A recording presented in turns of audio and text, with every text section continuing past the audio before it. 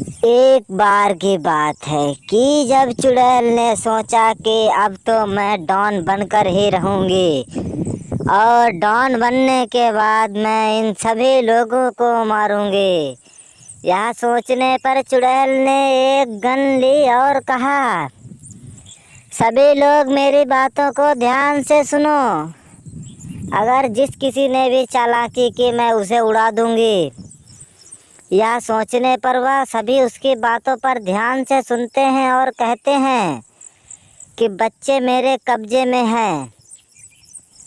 अगर तुम्हें बच्चे चाहिए तो हमारा पूरा दिन का खाना खिलाना पड़ेगा। इतना सोचने पर चुड़ैल इधर से उधर होती है और कहती है, नहीं नहीं, ये मत करो, मेरे बच्चों को वापस कर दो।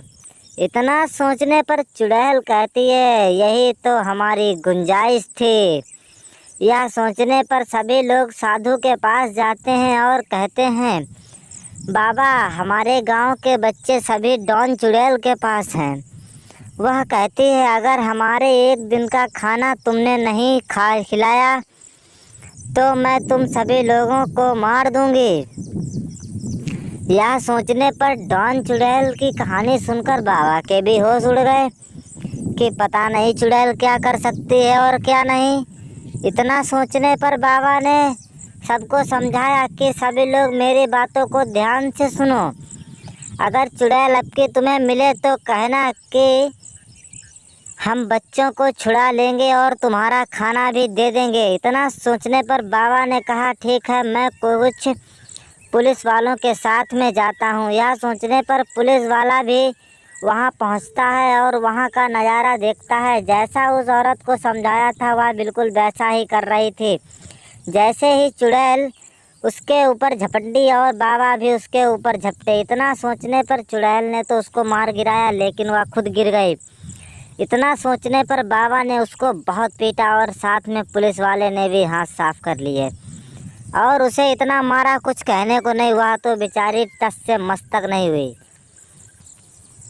और वह उठी।